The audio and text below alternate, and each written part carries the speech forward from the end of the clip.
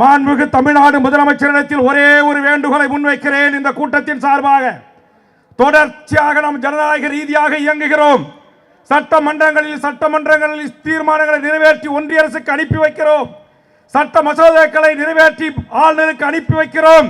கிஞ்சித்தும் கவலை கொள்ளாமல் நம்மை ஒரு தூசு என்று கருதுகிற பாரதிய ஜனதாவின் ஒன்றிய அரசுக்கு சரியான சவுக்கடியை கொடுக்க வேண்டும் என்று சொன்னார்.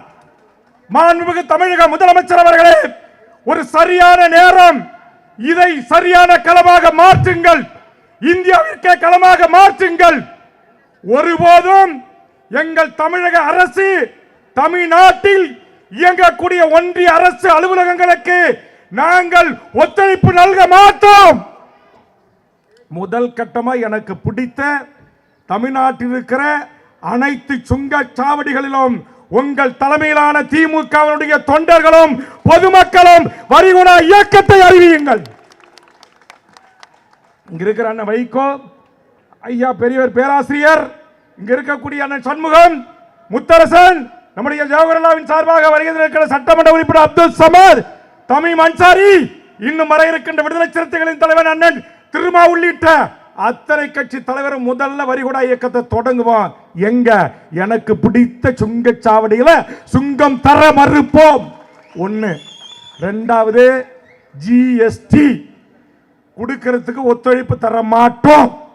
இங்கே எனக்கு முன்னால் பேசியவர் குறிப்பிட்டது போல் இங்கே மாண்புமிகு நம்முடைய பள்ளி கல்வித்துறை அமைச்சர் அன்பு சகோதரர் அன்பில் மகேஷ் அவர்கள் ஏன் இந்த போராட்டம் என்பதை விளக்கமாக உங்களுக்கு எடுத்து வைக்க இருக்கிறார். அவர் எடுத்து வைக்கிற அவர் துறை சார்ந்து இருக்கிற ஒன்றிய அரசுடைய சிபிஎஸ் என்று சொல்லக்கூடிய அந்த பள்ளிகளுக்கு தமிழ்நாடு அரசு எந்த விதத்திலும் உறுதுணையாக இருக்காது. அறிவிங்க.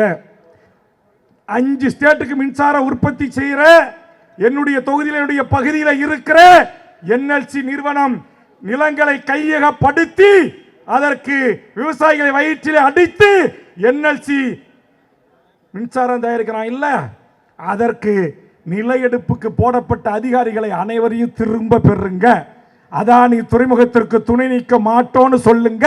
பரந்தூருக்கு டாட்டாவுக்கு நிலத்தை கையகப்படுத்த தமிழ்நாடு காவல்துறையும் தமிழ்நாடு அரசும் உங்களுக்கு ஒத்துழைக்க மறுக்கும் அறிவிங்க. உங்கள் காலடியில் மோடி மண்டி இடுகிறானா இல்லையா என்பதை நான் பார்க்கிறேன். வேடிக்கை. இதை செய்யுங்க முதலமைச்சர் அவர்களே, ஒரு முறை செய்யுங்க. தமிழ் மான உணர்ச்சியில, இன உணர்ச்சியில, சுயமரியாதையில, அந்த தன்மானத்தில் அவன் கையை வச்சுக்கிட்டே இருக்கிறான். நம்ம மக்களால் தேர்ந்தெடுக்கப்பட்ட ஒரு ஜனநாயக அரசு என்பதற்காக நீங்கள் எவ்வளவோ பணிந்து போகின்றீர்கள், எவ்வளவோ தீர்மானங்களை நிறைவேற்றி அனுப்புகிறீர்கள். ஒன்னுக்கும் மரியாதை கிடையாது. எல்லாவற்றையும் தூக்கி குப்பையில வீசுறான். நம்முடைய இந்திய நாட்டுடைய நாடாளுமன்றத்தில் இங்கே மேடைக்கு பின்னால் இருக்கிற ரெக்கா தங்கச்சி தங்க பாட்டியில் தொடங்கி அருமை சகோதரி கனிமொழியிலிருந்து ராசாவிலிருந்து ஒவ்வொரு நாடாளுமன்ற உறுப்பினர்களும் அண்ணன் டிஆர் பாலுவிலிருந்து அத்தனை பேரும் இந்த நாட்டுக்கு செய்கின்ற மோடி அரசின் சங் பரிவார கும்பல்களின் அநியாய அக்கிரமங்களை கிழித்து தூங்க விடுகிறார்கள். தமிழ்நாட்டின் வரலாற்றிலேயே இந்த 40 நாடாளுமன்ற உறுப்பினர்களும் தலைவர் கலைஞருக்கும் பிறகு தளபதி தலைமையில் இருக்கிற இந்த எம்பிக்க ஒட்டு மொத்தமா இந்திய நாட்டையே திரும்பி பார்க்க வைக்கக்கூடிய ஆற்றல் வாய்ந்த நாடாளுமன்ற உறுப்பினர்கள். அவன் கேட்கிற நம்மால் கேட்கிற கேள்விக்கு ஒண்ணு கூட சங்கி கும்பலால பதில் சொல்ல முடியல. நிர்மலா சீதாராமன் கதறான். அம்மாவுக்கு கோபம் தான் வருது. மாமிக்கு கோபம். தயிர் சோறு சாப்பிடுற உனக்கே கோபம் வருதுன்னா நல்லி எலும்பு சாப்பிடுற எங்களுக்கு எவ்வளவு கோபம் வரும். என் மண்ணுக்கும் என் மக்களுக்கும் நீ செய்கிற துரோகம். ஒக்கி புயல் வந்தா பணம் இல்ல, வருதா புயல் வந்தா பயம் இல்ல, தானே புயல் வந்தா பணம் இல்ல, இயற்கை பேரிடர் பாதிச்சா பணம் இல்ல, சென்னை முழுகினா பணம் இல்ல, குரங்குடி தீ விபத்தில் என் உயிர்கள் பலியானா விமானத்தை அனுப்புங்கள், ஹெலிகாப்டர் அனுப்புங்கள், மீட்டு தாருங்கள் என்றா எங்கள் விமானங்களுக்கு 6 மணிக்கு மேல கண்ணு தெரியாதுன்னு சொல்லுங்க. அப்புறம் என்ன மகிழ புடுங்க இந்தியாவுக்கு ராணுவ ஹெலிகாப்டர் எதுக்கு? நான் அதிகமா பேசினா தளபதி சட்டமன்றத்தில் அழைச்சி ஏன் வேலை இப்படி பேசிட்டுன்னு கேட்பார். அதனால ஆத்திரம் பொங்குது, கோபம் வருது. நாளையே என்எல்சியில் வச்சுக்கிறேன், கச்சேரி வச்சுக்கிறேன்.